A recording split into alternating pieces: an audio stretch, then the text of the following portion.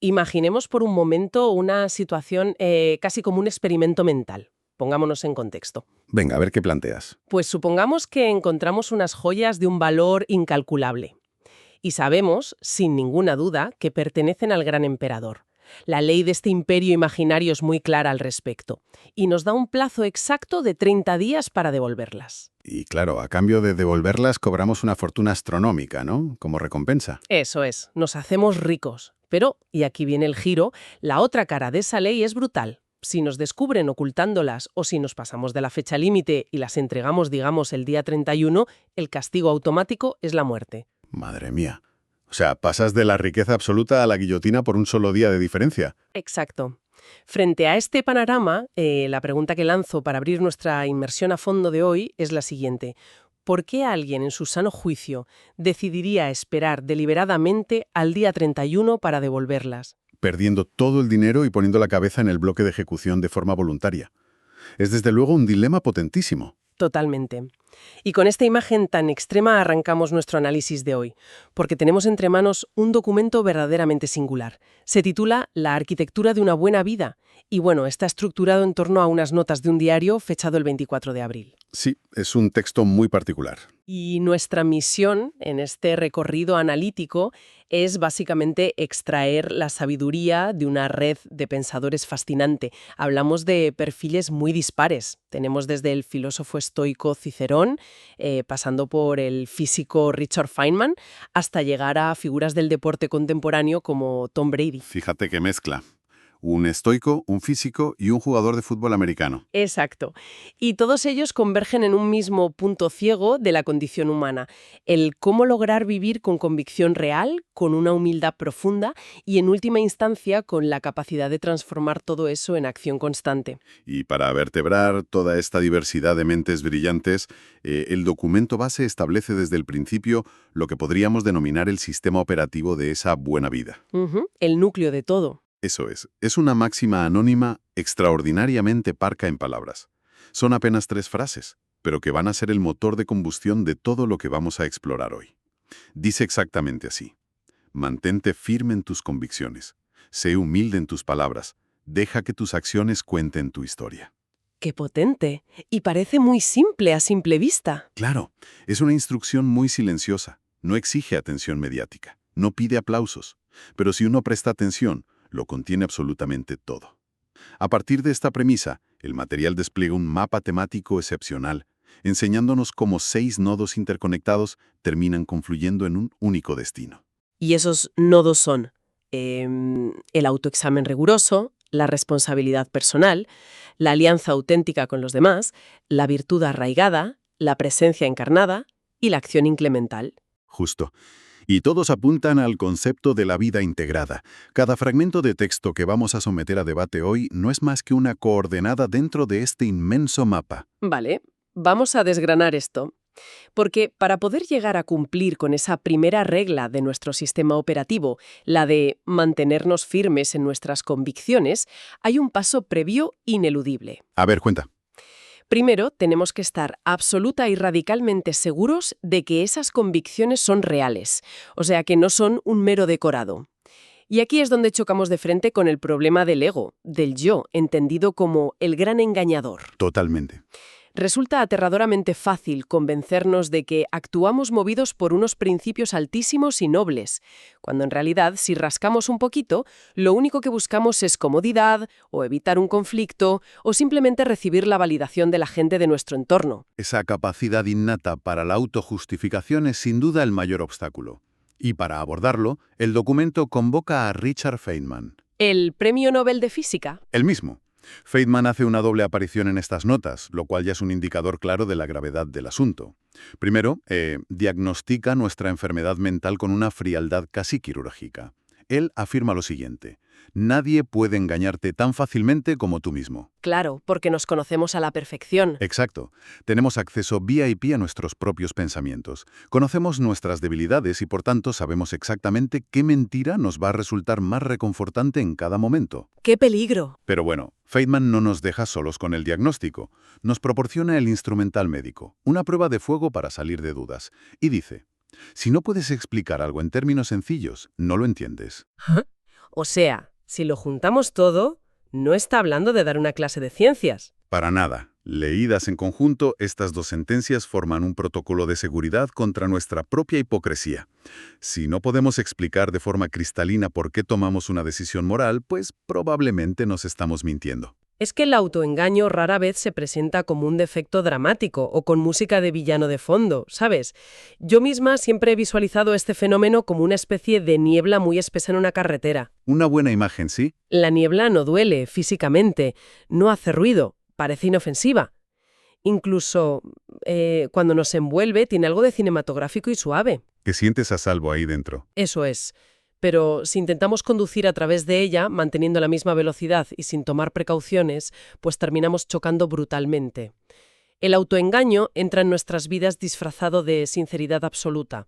Emplea un lenguaje terapéutico o corporativo lleno de, supuestamente, buenas intenciones. Ya. Nos engañamos con palabras bonitas. Exacto. Y por ese motivo, el consejo del filósofo Confucio que rescata nuestro documento resulta tan contraintuitivo, pero tan vital para no estrellarnos. Confucio nos dice que hay que atacar el mal que está dentro de uno mismo en lugar de atacar el mal que está en los demás. Claro, atacar hacia afuera es lo fácil. Facilísimo. Nos da energía inmediata, nos otorga estatus social y nos hace sentir superiores y justísimos. En cambio, dirigir el ataque hacia adentro, hacer esa auditoría implacable y dolorosa de nuestras motivaciones reales, requiere apartar toda esa niebla y enfrentarnos a lo feos que podemos llegar a ser. Lo fascinante aquí es cómo esta idea abstracta sobre el peligro de las motivaciones ocultas aterriza de golpe en la historia que planteabas al principio del programa.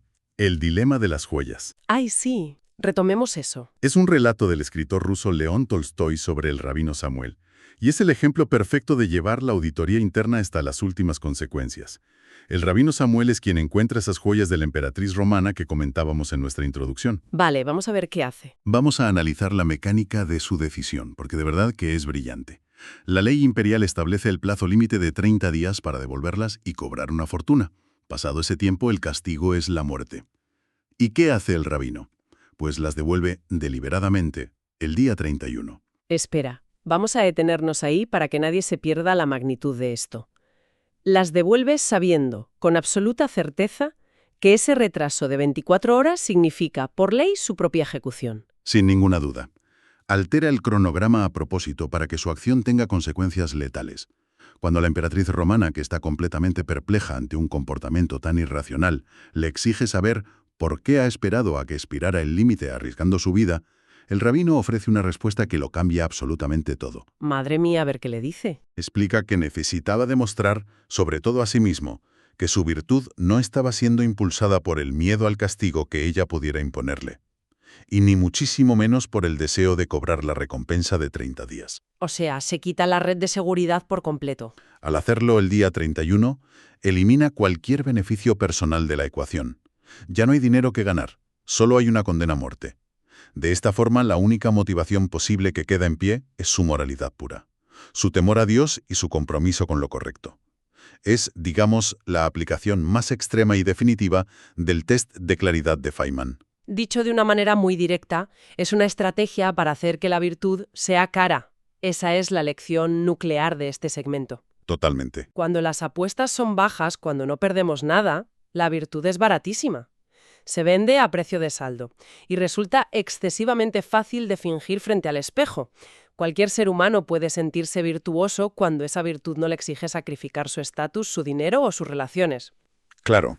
Pero el relato del rabino Samuel nos obliga a eliminar cualquier rastro de ambigüedad.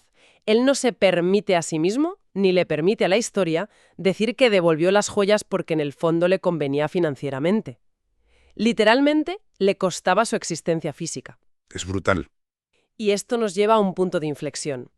Una vez que hemos pasado por ese proceso de desinfección interna y hemos limpiado esa niebla de autoengaño, una vez que tenemos la certeza de que nuestras convicciones son firmes porque hemos pagado un precio muy alto por ellas, llega el momento inevitable de interactuar con el mundo exterior. Porque no vivimos solos. Exacto.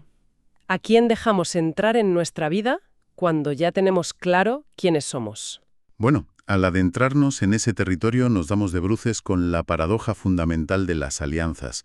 El ser humano es un animal social. No somos una isla, ni podemos prosperar en el vacío, pero, al mismo tiempo, el simple hecho de abrir la puerta al ecosistema exterior conlleva riesgos formidables, riesgos para esa misma virtud que acabamos de forjar a sangre y fuego en la soledad. Y aquí es donde se pone realmente interesante, porque el texto de nuestra inmersión a fondo decide no darnos respuestas fáciles. En su lugar, nos presenta dos visiones que, en un principio, parecen chocar frontalmente como dos trenes a toda velocidad. Dos posturas muy distintas, sí. Por un lado, tenemos a la Premio Nobel de Literatura Pearl S. Buck. Ella lanza una advertencia desoladora sobre el aislamiento absoluto. Postula que quien intenta vivir completamente solo y parapetado jamás tendrá éxito como ser humano. Argumenta que su corazón se marchita si no responde a otro corazón y que la mente se atrofia y se encoge si el único sonido que percibe es el eco repetitivo de sus propios pensamientos. Es un alegato bellísimo. Nos dice que necesitamos desesperadamente la fricción constante de otras mentes para poder crecer. Exactamente. Pero giramos la página y nos encontramos con el estratega Robert Greene, que nos echa un jarro de agua fría al advertirnos sobre el veneno de las falsas alianzas. Ahí está el contraste. Greene sostiene que estas conexiones, cuando nacen puramente de nuestras necesidades emocionales inmediatas, de nuestro terror a la soledad, pues nos terminan exigiendo un peaje carísimo, que es rendir nuestra autonomía y sacrificar nuestra capacidad de tomar decisiones independientes. Es que esa fricción entre Buck y Greene encapsula la tensión central de la condición humana en miniatura. Necesitamos imperiosamente ese roce intelectual y emocional con los demás para no caer en el estancamiento. Claro, no podemos aislarnos. Porque no olvidemos que es precisamente en las aguas estancadas de la mente donde la niebla del autoengaño de Feynman vuelve a proliferar sin que nos demos cuenta. Pero paralelamente esa misma urgencia biológica por conectarnos hace profundamente vulnerables. Ya. Ese terror al vacío emocional puede empujarnos a firmar tratados de paz con cualquiera que nos ofrezca un poco de aceptación superficial, sin detenernos a evaluar si las condiciones de esa alianza exigen demoler los cimientos de quienes somos realmente. Claro, entiendo perfectamente esa vulnerabilidad, pero permíteme plantear una duda razonable aquí. A ver, dime. Cuando Greene sugiere que, para protegernos de esa pérdida de autonomía, las verdaderas alianzas deben formarse a partir del interés propio mutuo, me pregunto si no hay un cinismo tremendo latiendo bajo esa idea. Entiendo por dónde vas. Porque si la comparamos con la visión innegablemente cálida, casi poética de Pearl Buck sobre los corazones que se responden mutuamente, ¿no suena toda esta conceptualización de Greene un tanto fría, transaccional y excesivamente calculada para algo tan humano como una amistad o una colaboración? Si conectamos esto con el panorama general de nuestra investigación, nos daremos cuenta de que no estamos ante un enfoque cínico, sino ante una lección de claridad monumental. El propio material resuelve esta aparente disonancia cognitiva de una manera sublime al introducir una cita atribuida a la entidad Abraham, canalizada por Esther Hicks. Ah, sí, la recuerdo. El mensaje es el siguiente: encuentra tu alineación, y aquellos que también estén en alineación te reconocerán.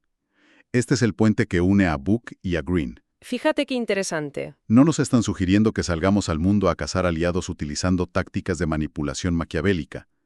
Nos proponen que, una vez hemos realizado ese durísimo trabajo previo de autoexamen, el test de Feynman, la auditoría de Confucio, simplemente irradiemos esa autenticidad absoluta. O sea, mostrarnos tal cual somos. Eso es.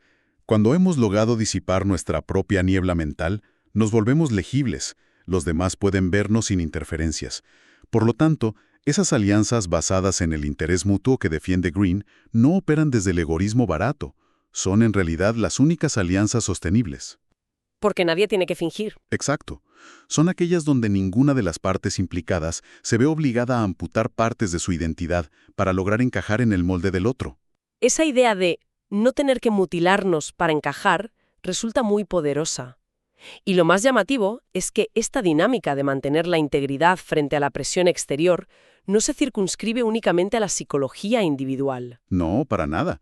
Escala niveles mucho mayores. Claro, si subimos un escalón, observamos que esta misma regla aplica a las organizaciones y a las sociedades.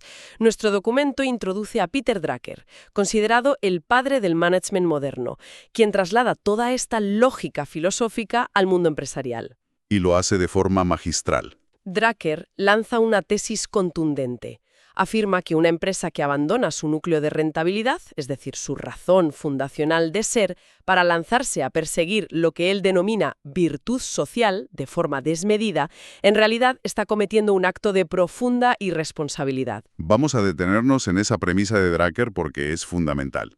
Y a menudo muy mal interpretada. Venga. Que fabrica botas de trabajo de altísima calidad. Ese es su núcleo, su alineación.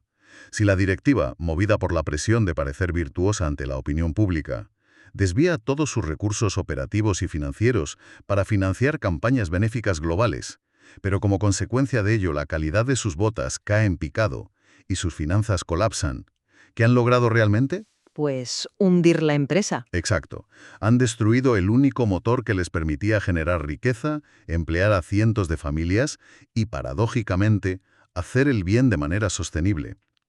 Drucker nos advierte que diluir la misión principal destruye la capacidad de acción de la organización. Totalmente de acuerdo. Las buenas intenciones en abstracto no siempre se traducen en responsabilidad real y tangible. La integridad de la misión, ya sea en la vida de una sola persona o en una corporación multinacional, resulta innegociable a cualquier escala. Así es. No podemos permitirnos el lujo de diluirnos intentando apaciguar a todo el mundo o persiguiendo causas que, aunque suenen estelares de cara a la galería, traicionan nuestra esencia operativa. Tenemos que saber con precisión meridiana para qué estamos aquí, cuál es nuestro cometido principal. Y fijar ese cometido nos arroja directamente a las fauces del siguiente gran desafío. A ver. Porque incluso asumiendo que hemos despejado nuestro autoengaño interno y que hemos logrado tejer alianzas auténticas sin perder nuestra identidad, el mundo exterior no se vuelve dócil de repente. ¿Qué va? Sigue siendo un caos. Sigue siendo un entorno inherentemente caótico, impredecible y, en muchas ocasiones, profundamente hostil. A menudo, actuar con esa virtud cara que comentábamos no trae consigo un desfile ni aplausos unánimes. Suele traer conflictos, incomprensión y castigo. Para sobrevivir a esa intemperie sin fracturarnos, el ser humano necesita un ancla. Entonces, ¿qué significa todo esto a nivel práctico? Si observamos con detenimiento cómo las fuentes abordan el caos del mundo exterior, resulta casi mágico comprobar algo. Tradiciones de pensamiento que nacieron en las antípodas geográficas y temporales terminan convergiendo en la misma instrucción de supervivencia. Es cierto, coinciden plenamente. Por un lado, el documento rescata un texto bíblico del Nuevo Testamento, Juan 16:33, que no maquilla la realidad en absoluto. Promete que la tribulación en el mundo es una certeza matemática, algo ineludible, pero al mismo tiempo ofrece la paz interna como una posibilidad real. Y sin cambiar de párrafo, la lectura nos cruza con Cicerón, un filósofo estoico pagano que respiraba otra cultura totalmente distinta, pronunciando casi la misma verdad. Todo es indefinido, brumoso y transitorio. Solo la virtud es clara y no puede ser destruida por ninguna fuerza. Es fascinante. Ambas visiones, la bíblica y la estoica, nos urgen a dejar de buscar seguridad en lo externo y a anclarnos en una estructura que no dependa jamás de las fluctuaciones de la aprobación pública. Exacto. Esa convergencia de opuestos encuentra su metáfora más cruda y perfecta en una reflexión del atleta extremo contemporáneo Wim Hof, conocido por sus inmersiones en hielo, que el material incorpora con mucho acierto. Hof sentencia algo demoledor. La naturaleza es una maestra dura pero justa. ¡Qué gran frase! Si uno toma la decisión de sumergirse en un lago de agua helada, debe saber que el agua fría no negocia. Es un juez implacable. No le puedes pedir clemencia al hielo. Al agua a 0 grados no le importan en absoluto nuestras buenas intenciones, ni la nobleza de nuestro carácter, ni el intrincado laberinto de excusas psicológicas que hayamos construido. Solo responde a la termodinámica. Solo le importan los hechos objetivos de nuestras acciones físicas. Me parece una imagen espectacular para ilustrar el concepto. Podríamos trazar una analogía y decir que la retroalimentación que nos devuelve la naturaleza, o la que nos devuelve la virtud, es idéntica a la fuerza de la gravedad. A ver, explícate. Pues que a la ley de la gravedad no le conmueven nuestros relatos victimistas, ni las narrativas justificativas que hayamos ensayado frente al espejo. Si soltamos un objeto desde un 5º piso, ese objeto va a caer al suelo. Siempre opera con la misma inflexibilidad absoluta. Totalmente. Y lejos de ser una condena, Esa inflexibilidad es el mayor de los regalos. Al saber que hay leyes inmutables, nos vemos forzados a edificar un estándar interno que sea igualmente indestructible. Indestructible frente a las tormentas de la presión social o el pánico escénico. Se nos acaban las excusas. Nos quedamos en silencio, solos frente a nuestra propia verdad. Es una imagen visualmente muy potente y evocadora. Desde luego, me gustaría matizar esa comparación con la gravedad para añadirle una capa de precisión. Claro, dime. Hay una diferencia fundamental que no debemos pasar por alto.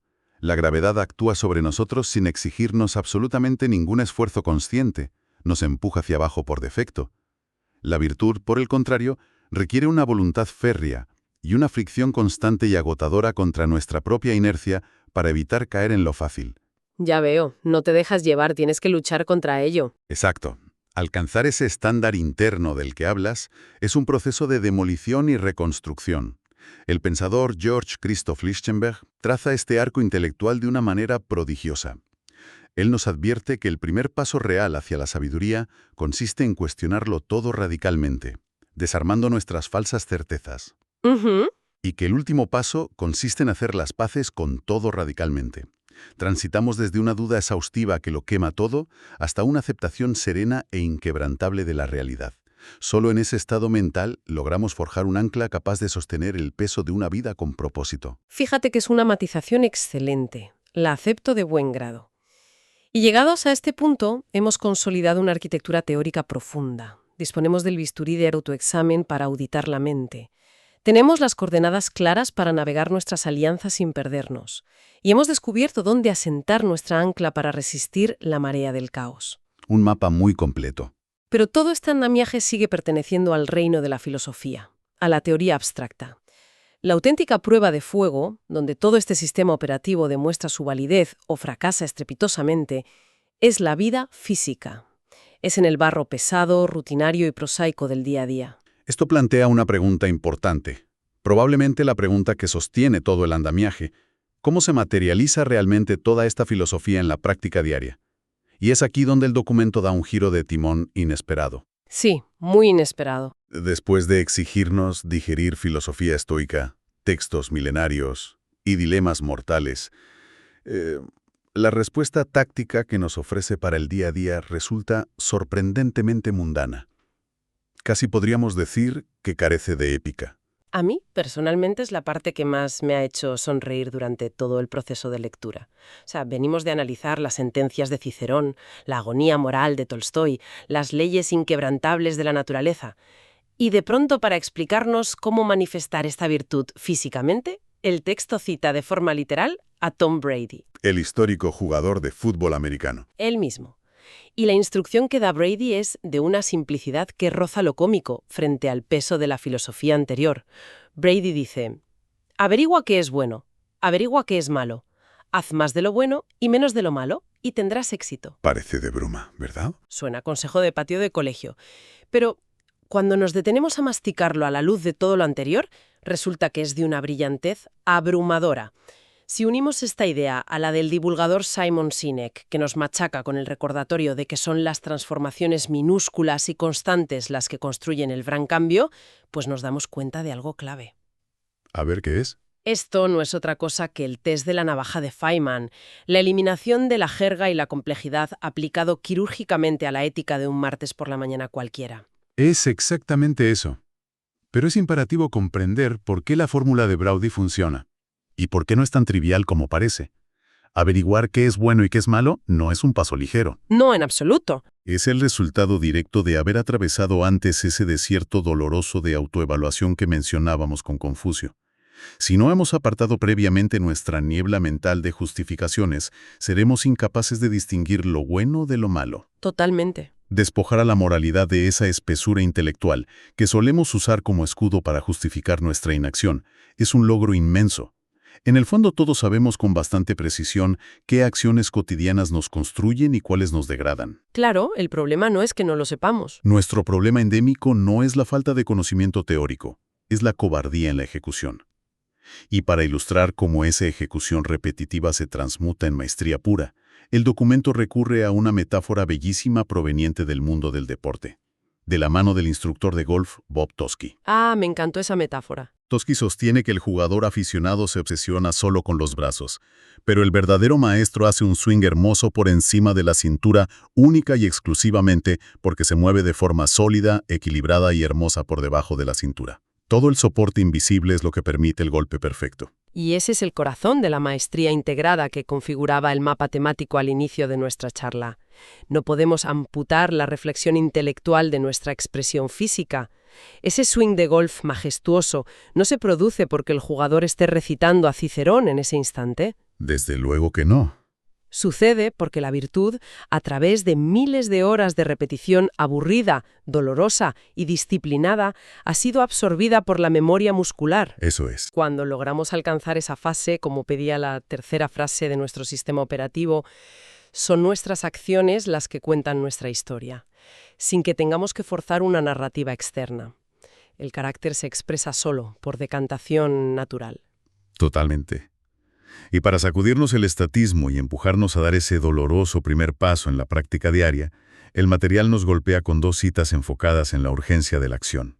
Muy necesarias, por cierto. Por un lado, tenemos el pragmatismo rudo del cineasta Clint Eastwood, que nos recuerda una verdad incómoda.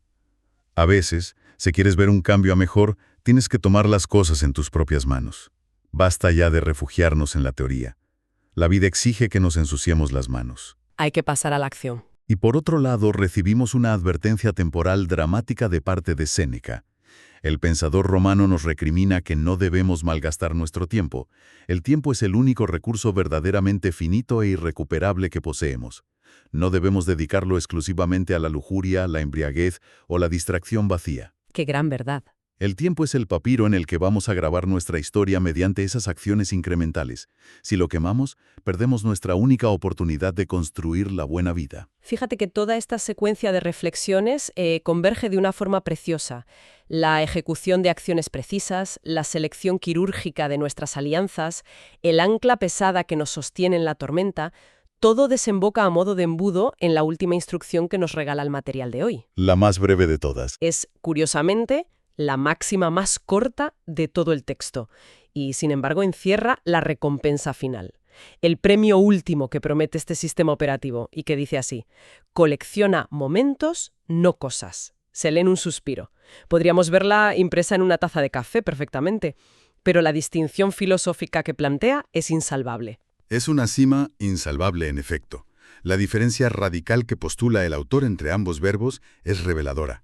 Las cosas físicas se acumulan de manera pasiva. Uno puede sacar la tarjeta de crédito, comprar objetos, almacenarlos en estanterías o garajes e ignorarlos durante décadas. Y eso no requiere ninguna implicación personal profunda. Ya, es pasivo total. Pero los momentos operan bajo unas leyes gravitacionales distintas.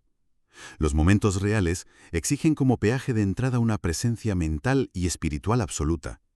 Exigen haber interiorizado esa humildad para no querer ser el centro de atención, esa convicción para estar en el lugar adecuado, y esa capacidad de acción silenciosa que marcaba nuestra cita de arranque.